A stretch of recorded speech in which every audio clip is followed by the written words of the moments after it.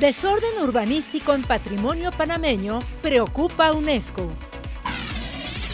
Centennials superan a millennials en el manejo de redes sociales.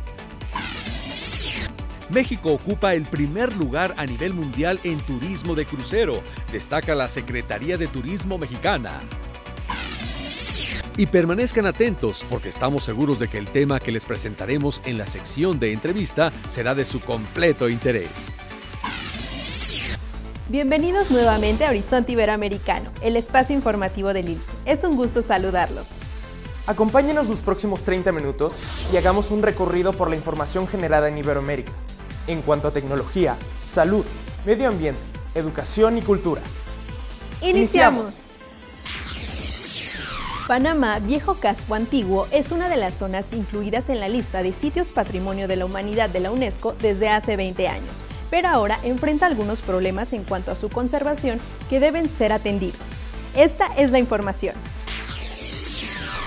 El desorden urbano a causa del acceso vehicular y las construcciones en el conjunto monumental Panamá Viejo Casco Antiguo preocupa hoy a la Organización de Naciones Unidas para la Educación, la Ciencia y la Cultura, UNESCO. Durante su sesión 41, realizada recientemente en la ciudad polaca de Cracovia, el Comité del Patrimonio Mundial de ese organismo de Naciones Unidas examinó la situación de estas zonas, impactadas también por una inadecuada gestión en la recogida de residuos. El informe advirtió sobre la construcción de torres de gran altura hacia el área este del sitio arqueológico de Panamá Viejo y en San Felipe, barrio aldeño al casco antiguo. Ante esta estrategia de desarrollo, los técnicos de la UNESCO sugirieron incorporar un mecanismo de evaluación y control que permita tomar las medidas necesarias para mantener la autenticidad e integridad de los componentes históricos del sitio. Entre ellas sobresale la presentación al Centro del Patrimonio Mundial de la UNESCO de los diseños del proyecto de restauración del Hotel Casco Viejo, antiguo Club Unión, los estudios sobre acceso vehicular y la gestión de residuos en San Felipe. También trascendió que Panamá, a través del Instituto Nacional de Cultura, INAC, deberá presentar el 1 de febrero de 2018 la nueva propuesta de límites del casco viejo, ya que la cinta costera 3 perjudicó a algunos de los valores que le facilitaron a ese lugar ser declarado Patrimonio de la Humanidad. La directora ejecutiva de la Fundación Calicanto, Hilderat Vázquez, resaltó la necesidad de implementar un plan de acción urgente y notorio que contemplaría basura, zonificaciones, estacionamientos, incentivos, arborización y reglas más claras en cuanto a la construcción, con multas para los transgresores. Para el Estado, el patrimonio siempre ha sido un obstáculo, acotó Vázquez, quien aseguró que la Dirección Nacional de Patrimonio Histórico del INAC continúa siendo solo una entidad sin poder de gestión, ni con la verdadera capacidad técnica o seriedad para afrontar estos desafíos. Según la UNESCO, las edificaciones que se levantan cercanas a Panamá Viejo, el Casco Antiguo y Portobelo, monumentos que representan a la nación isleña en la lista de Patrimonio de la Humanidad, impide transmitir su carácter cultural al distrito histórico. La mayoría puede percibir a los millennials muy apegados a la tecnología, pero según un reciente estudio, ya hay quienes les llevan la delantera, los centennials. Veamos la siguiente nota al respecto. Mientras los millennials son innovadores y valoran la integridad, los centennials manejan a la perfección las redes sociales. De acuerdo con Manpower Group, una de las empresas líder a nivel global en servicios y soluciones innovadoras de capital humano, los millennials nacieron entre 1980 y 1995. Mientras que los centennials son quienes lo hicieron de 1995 a la fecha y serán las protagonistas en las empresas la siguiente década. Manpower describe a los millennials como personas que buscan libertad para poder desarrollar su trabajo. Son innovadores, valoran la integridad, cuestionan las indicaciones, usan herramientas tecnológicas como las redes sociales y les gusta la velocidad. Mientras que los centennials son jóvenes muy ligados a la tecnología, ya que desde muy pequeños han utilizado internet, teléfonos celulares y reproductores de formato MP3. Manejan a la perfección las redes sociales como Facebook, LinkedIn, Twitter y YouTube. Algunas de las diferencias entre millennials y centennials identificadas por Manpower son: 1. Los millennials tienen objetivos de mediano y largo plazo. Están conectados. Su motivación es la socialización y el disfrute. Ven los idiomas como requisito. Buscan desafíos y apuestan por el equilibrio vida-carrera. Por su parte, los centennials buscan objetivos a corto plazo. Son hiperconectados, independientes, están en pro de la contribución y movilidad. Buscarán ser bilingües, persiguen la autonomía y apuestan por el equilibrio y por la seguridad laboral. Necesitan tener un posgrado o experiencia educativa en el exterior, de acuerdo con diversos estudios realizados. 2. Mientras que los millennials lideran el uso y exceso de uso del e-commerce, los centennials creen en el intercambio o antiguo trueque de algo que necesito a cambio de algo que ya no necesito. 3. Los centennials entienden que la exposición pública es ineludible de la tecnología, una dualidad que los millennials sufren porque añoran la libertad de cuando su infancia no estaba plasmada en las redes sociales. Por esta razón, los centennials defienden su privacidad haciendo un uso moderado de las redes y prefiriendo la mensajería instantánea. 4. Los centennials estudiarán carreras vinculadas con el medio ambiente, la negociación de conflictos o las ciencias aplicadas a resolver problemas reales. Prefieren los productos artesanales que se diferencien de la producción en masa, mientras que los millennials buscan las marcas, prefieren un objeto costoso que artesanal. 5.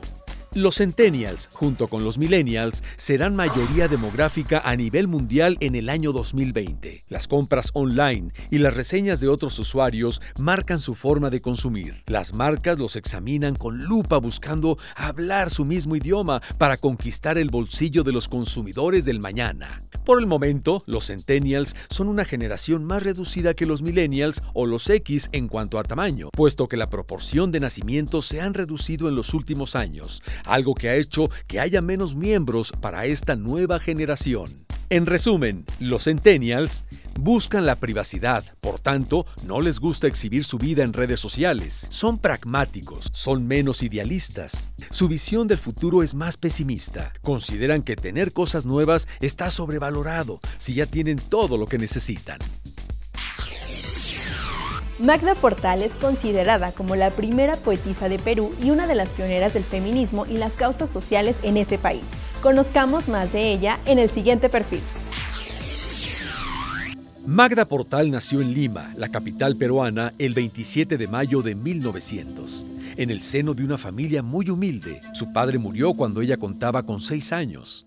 Por las noches, su madre, muy aficionada a la lectura, le contaba cuentos a ella y a sus hermanos, dejando que ellos mismos alteraran las historias. Fue gracias a su influencia por lo que comenzó a escribir poesía, recibiendo su primer premio a los 23 años. Junto a su padre, otros 2 hombres marcaron la historia de Magda Portal. Los hermanos Bolaño, inmersa en círculos de ideología izquierdista, conoció en una conferencia a Federico, se casaron y tuvieron una hija, Gloria, la única descendiente de la escritora. Al poco tiempo se divorciaron, aunque en buenos términos, comenzando la poetisa una relación sentimental con el hermano de Federico, Reinaldo, más conocido como Serafín del Mar. Los 3 poetas fundaron Flechas en 1924, la primera revista vanguardista literaria nacional. Su postura ideológica a favor de las clases populares y por la defensa de los derechos de las mujeres la convirtieron en una comprometida activista social, lo que la orilló a situaciones como vivir en el exilio durante más de 11 años o a pasar más de 500 días en la cárcel. Portal ejerció como representante del Fondo de Cultura Económica de México, además de presidenta de la Asociación Nacional de Escritores y Artistas. Falleció el 11 de julio de 1989 en Lima. Aunque su obra inicial se encuadra dentro del modernismo, va madurando hacia la vanguardia, teñida de compromiso social. Entre sus creaciones poéticas destacan Ánima absorta, Vidrios de amor, El desfile de las miradas, Destino del hombre y Constancia del ser. En la narrativa, escribió el libro de cuentos El derecho de matar y la novela La trampa, mientras que como ensayista publicó entre otros América Latina frente al imperialismo, Defensa de la Revolución Mexicana y Hacia la mujer nueva. El turismo es la actividad que genera mayores ingresos económicos a nivel regional. Y México tiene el privilegio de ser el país más visitado vía crucero a nivel mundial, según datos de la Secretaría de Turismo del país. Esta es la información. México ocupa el primer lugar a nivel mundial en la llegada de turistas provenientes de todas las partes del mundo a través de grandes embarcaciones o cruceros en lo que va del año, según el titular de la Secretaría de Turismo del país, Enrique de la Madrid. El secretario informó en una reunión con los integrantes de la Asociación de Cruceros de Florida y el Caribe, FCCA por sus siglas en inglés, que en lo que va de 2017 han arribado a las costas de México cerca de 6.785.000 pasajeros que han escogido el crucero como medio de transporte. Por esta razón, el gobierno federal tiene el objetivo de impulsar destinos como la ciudad de Puerto Peñasco, en el estado de Sonora, además de los puertos de Veracruz y Acapulco, situados en Guerrero. Así, las visitas a estos lugares podrían tener la misma proyección que la isla mexicana de Cozumel, el destino número 1 a nivel mundial en la llegada de viajantes internacionales, con casi 4 millones de turistas en lo que va del año. El segundo y el tercer lugar a nivel global lo ocupan Nassau, la capital de las Bahamas, con más de 3,5 millones de visitantes, y la ciudad de San Juan en Puerto Rico, que registró la llegada de casi 2 millones de personas en lo que va del año. Cabe destacar que durante el encuentro entre los integrantes de la FCCA se trataron otros puntos importantes, como los proyectos de inversión en la industria del crucero para desarrollar nuevos puertos de llegada, así como las diferentes infraestructuras y la mejora de servicios donde arriban navíos de visitantes extranjeros. No es de extrañar que México sea el destino más buscado por los turistas de todo el mundo, ya que en él se incluyen todo tipo de atractivos turísticos, además de sus famosas playas como las de Riviera Maya, Los Cabos y Puerto Vallarta. Además de estos paraísos, México ofrece lugares culturales y naturales incluidos en la lista de Patrimonios de la Humanidad de la UNESCO, entre ellos Chichén Itzá, uno de los principales sitios arqueológicos de la península de Yucatán.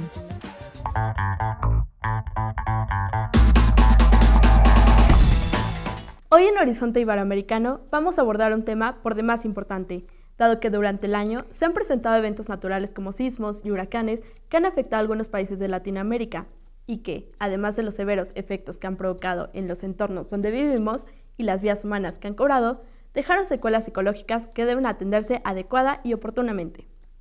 Para hablar del estrés postraumático en los niños, nos visita en el estudio la psicóloga Violeta Rivera Santarrita, especialista en Psicología Clínica y de la Salud. Actualmente cursa la maestría en Psicología y de la Salud. Cuenta con entrenamiento en intervención en crisis y urgencias psicológicas y formación en bioética. Ha participado como integrante en comités hospitalarios de bioética, trasplantes y morbimortalidad.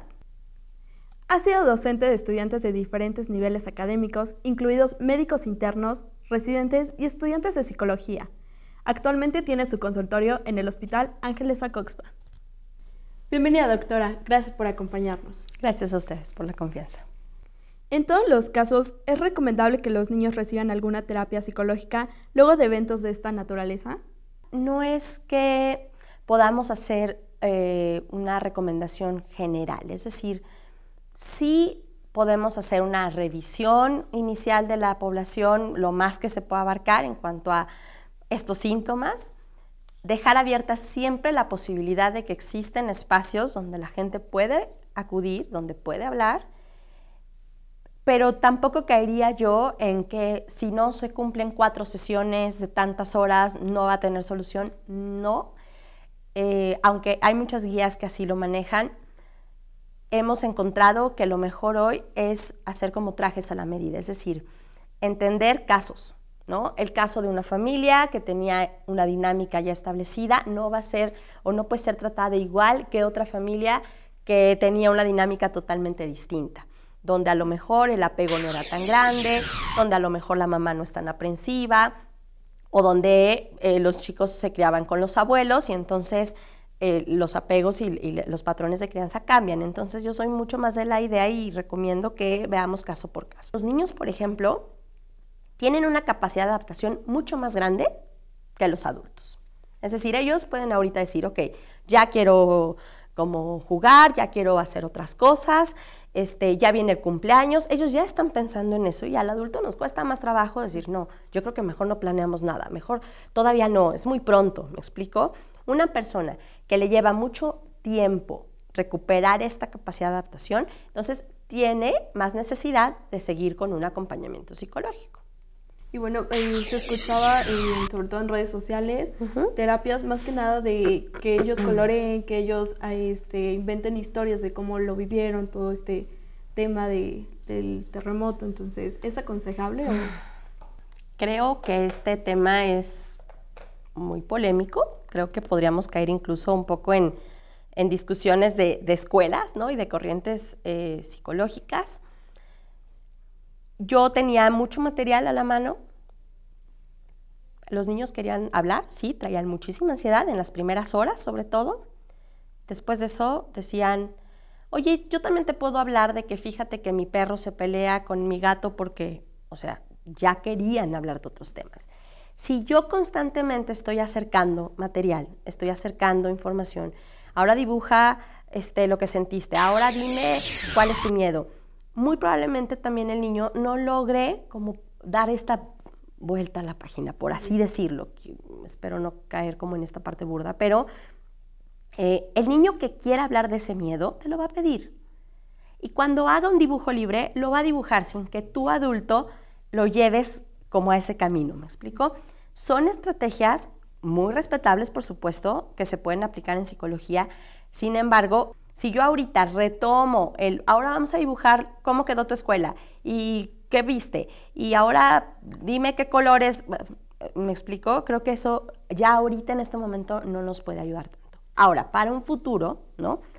Un evento catastrófico como el que vivimos, huracanes, ahorita en tu presentación lo mencionabas. Bueno, sí, nuevamente pregunto, ¿para qué? La atención y la memoria funcionan, voy a intentar explicar un poco como si fueran planos, ¿no? Es decir, las imágenes que ya tienen hoy los niños, nosotros como población adulta, son imágenes que si yo estoy repitiendo constantemente van a generarme ansiedad, porque no sé qué hacer con ellas a pesar de que ya pasaron y a pesar de que ya las tengo. ¿Qué tengo que empezar a hacer? No es como una cuestión de agarrar un borrador y borrarlas y echarlas para atrás, no, pero sí empezar a sustituirlas por otras, de tal manera que estos recuerdos empiecen a ser eso, recuerdos, no la vivencia de todos los días. Yo sugiero trabajar otro tipo de estrategias y tener este material, pues sí, como material que nos pueda servir, ¿para qué? Para que en un simulacro trabajemos adecuadamente. Es decir, ¿cuántas veces en los simulacros pues no vamos platicando, vamos con el celular, no lo tomamos en serio? ¿Queremos trabajar esto con los niños? Apliquemos estrategias para que los simulacros realmente sean útiles y que sean formativos. ¿Qué tipo de temas o actitudes deben evitarse ante los niños para no agravar su estrés? Hay mamás que dicen, es que yo no puedo llorar delante de mi hijo porque entonces va a decir que tengo miedo.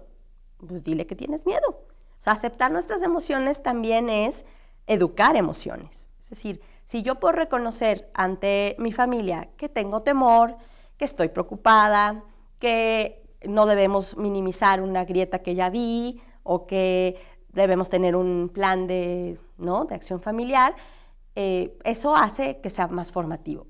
La actitud de no pasa nada, de me escondo para hablar, de cuchicheamos entre adultos para que no nos escuche, genera mucha ansiedad en los niños. Los niños se dan cuenta perfectamente de esto. Entonces sí creo que es una actitud que podemos evitar. Caer en el morbo, ¿no? Es decir, vamos a pasar por donde se cayó tal estructura, para ver, no tiene sentido. Nuevamente pregunto, ¿para qué? Esas son actitudes que pudieran ser recomendables no tener. No jugar con esta parte de las emociones como los niños no deben llorar, tú eres grande, eres valiente. No, a ver, pues los niños valientes y grandes también lloran y también tienen miedo, y yo, papá, también tengo miedo, y eso no quita, ¿no?, que sea un tema de ser valiente, ¿no? Ser valiente podría ser aceptar que tengo miedo, ¿no?, reconocer que tengo emociones. Entonces creo que por ahí podremos llevarlos mucho mejor de la mano. Una de las actividades que podemos sugerir es que ellos elaboren parte de este plan. Es decir, tengo mi linterna, tengo mis zapatitos fáciles de meter pero seguros cerca de mi cama, ¿no? Y no se trata de caer en paranoia, se trata de empezar a tener algún tipo de hábito de prevención. ¿qué tengo que hacer? Pues no dejar objetos con los que yo me pueda caer, por ejemplo, y esto puede ser muy útil para las mamás cuando batallan con el tema juguetes. Tener una mochila, así como tengo mi mochila de la escuela preparada desde un día antes, bueno, en la mochila que va a ser para todos, pues a lo mejor meter algo que para mí es de valor. ¿Qué voy a hacer con el perro, por ejemplo, ¿no? O con el hámster? En el momento en el que tengamos que evacuar, ¿quién se va a hacer cargo de eso? A los niños les genera mucha angustia, ¿no? Que el adulto a lo mejor en ese momento piense, obviamente, en cargar a los chiquitos y salir. Pero para ellos eso es muy importante. Hubo varias historias en estos días de perritos que fueron rescatados muchos días después y que la familia verdaderamente estaba sufriendo al no saber la situación de su mascota, ¿no? De su ser querido también. Entonces, hacerlos partícipes de esto puede ser muy útil. En los niños, dependiendo la edad, cuando son muy pequeños, menos de 4 años, la muerte no tiene el mismo significado que un niño de 8, por ejemplo, ¿no? Que ya ha vivido a lo mejor por ahí una pérdida del pececito que se murió, la tortuga, o un abuelo, o en casos pues mucho más difíciles, algún familiar mucho más cercano, un hermano, un padre.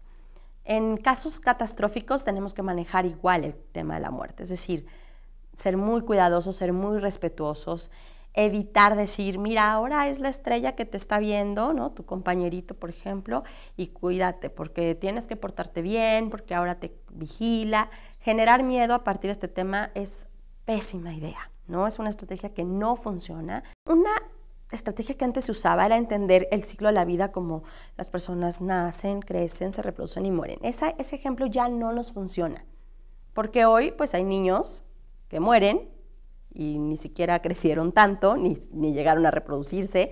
Hay niños que perdieron la vida en este evento. Entonces, usar esta línea de vida no nos es útil. Lo que tenemos que entender es que pues, el cuerpo sufre, el cuerpo se enferma, hay accidentes donde el cuerpo no resiste y entonces se produce este proceso de la muerte, ¿no? Entonces, es mucho más fácil que los niños puedan entender este tema. Acompañarlos, sí, por profesionales, por supuesto. Ahora que lo mencionas, también sucedió mucho que los papás, en esta ansiedad que te digo, decían, bueno, es que los compañeritos que fallecieron o los vecinos que fallecieron, vamos a llevar a toda la comunidad a un curso. Y al día siguiente con una psicóloga. Y al otro día a otro curso. Entonces, era como demasiado para esos días, como para procesar incluso lo que estaba sucediendo. Hay muchas personas que se recuperan muy pronto, por así decirlo, de una pérdida, es decir, lo logran asimilar y recuperar su vida, hay quienes no. Y va a depender mucho del tipo de apego que se tenía con esa persona y, como te digo, de todas estas bases, ¿no? que conforman los conceptos. Y ahí también entran pues, el tema religioso, por supuesto, los patrones de crianza que se tienen. Por eso regreso a uno de los puntos iniciales. Hay que tratar los casos de manera individual. ¿Qué consideraciones deben de tener en cuenta los maestros con los niños que sufren de estrés postraumático? Uno, no señalizar. Creo que eso va a ser un trabajo que hoy los educadores, yo creo que lo están haciendo. Es decir, estos niños vienen del colegio, no, a ver, o este niño vivía en tal lugar y se cayó. Yo creo que no hacer la diferencia, no discriminar en esto, sí ser muy pacientes. Cuando hay procesos de ansiedad, como los que hemos vivido, es difícil concentrarse. La gente tiende a perder las llaves, a olvidar cosas, a tropezarse con más frecuencia, a morderse mientras está masticando y hablando, a atragantarse muchas veces con la comida o la propia saliva. ¿Por qué? Porque estos procesos de ansiedad hacen que nuestro cuerpo vaya como en una revolución distinta, por llamarlo de alguna manera. Entonces, entendiendo esto, va a ser difícil que un niño hoy en clase pueda estar tranquilo, contenido, con toda su atención en el maestro, en las indicaciones. Entonces hay que ser tolerantes, hay que tener como mucha actividad a lo mejor donde ellos puedan también empezar a relajarse, que tengan control sobre su cuerpo, es decir, sí, me siento ansioso, pero tengo que reconocer que me estoy sintiendo así y qué tengo que hacer para empezar a tranquilizarme. Una estrategia que puede funcionar mucho en los colegios es promover este tema de consumo de cosas crunch. Esto siempre da un poco de risa cuando lo menciono, porque los productos crunch no necesariamente son comida chatarra. Podemos encontrar esta sensación de hacer crunch en alimentos que son muy sanos, como las jícamas, los pepinos, la fruta picada, algunas texturas en las gelatinas. Es decir, si un niño que desayunaba bien, hoy no tiene apetito porque tiene miedo de ir a la escuela, porque todavía trae todo este tema de temor generalizado, pasa 4 horas para tomar un lunch y en el lunch apenas si quiere el sándwich, pues entonces procuremos que a lo mejor no pasen esas 4 horas y que entre clases podamos parar un poco, consumir estos productos crunch, es más, tener un tiempo de convivencia donde los niños van a poder hablar, ¿no? Y desahogar un poco esta ansiedad, y no intentar que los niños estén sentados como habitualmente lo hacían, ¿no? Que además, bueno, yo cuestiono mucho siempre esos mecanismos, pero con más razón ahora que están ansiosos. ¿Algo más que quieras agregar para el público de Horizonte Iberoamericano?